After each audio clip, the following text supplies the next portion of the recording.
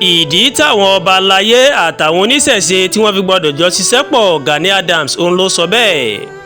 Ààrẹ Ọ̀nà Kakanfò ilẹ̀ Yorùbá Ìbà Gani Adams ó mà ti pè fún ìṣọ̀kan láàrin àwọn ọba aládé àtàwọn oníṣẹ̀ṣe nílẹ̀ Yorùbá.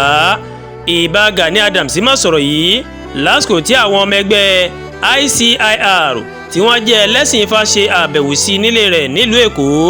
Ààrẹ ẹgbẹ́ àwọn ẹlẹ́sìn Ifá Ọ̀mọ̀wé Fáyẹmí Fákáyọ̀dé ó mà sọ pé àbẹ̀wò àwọn sí Ìbà Gani Adams kò mà ṣẹ̀yìn àti mú ìlọsíwájú bá ilẹ̀ Yorùbá kí àlàáfíà kó sì jọba níbẹ̀. Ọ̀mọ̀wé Fákáyọ̀dé ó ní ohun táwọn fẹ́ ni kí ìṣọ̀kan àti ìbáṣepọ̀ kó wà láàrin àwọn olórí Yorùbá àtàwọn ọba aláyé kí ìdàgbàsókè kó lè bá ilẹ̀ Yorùbá. Nínú ọ̀rọ̀ rẹ̀ Ìbà Gani Adams ó lu àwọn ọmọ ẹgbẹ́ ẹlẹ́sìn Ifá lọ́gọ ẹnu. Ó ní àwòkọ́ṣe rere ó ní wọ́n ọmọlúàbí tí wọ́n wù mà jẹ́.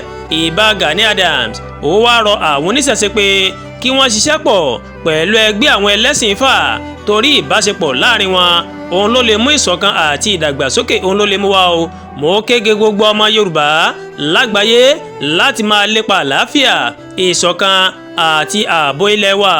Bákan náà òun ló ní ẹ̀bẹ̀ mi yìí ó mà tún lọ sọ́dọ̀ gbogbo ọba ilẹ̀ Yorùbá.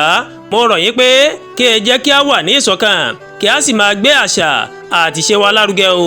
Èyí nìkan ló lè mú ìlọsíwájú bá ilẹ̀ Yorùbá. Gani Adams ló sọ bẹ́ẹ̀.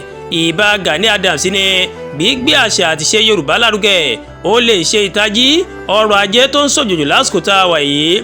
Ó wá rọ àwọn ọba aládé àtàwọn oníṣẹ̀ṣe pé kí wọ́n jẹ́ kí àwòkọ́ṣe rere kí wọ́n jẹ́ fún aráàlú kí wọ́n sì máa gbé ní ìrẹ́pọ̀ kí àlàáfíà àti ìdàgbàsókè kó lè bá ọmọ kóòtù òjìrè.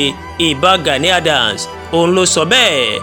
Àdúàgbà Olúwatóyìn ló ń jábọ̀ láti iléeṣẹ́ Àdúàgbà-Gani online TV. Ẹ ṣé púpọ̀ tẹ́ ń wò wá o.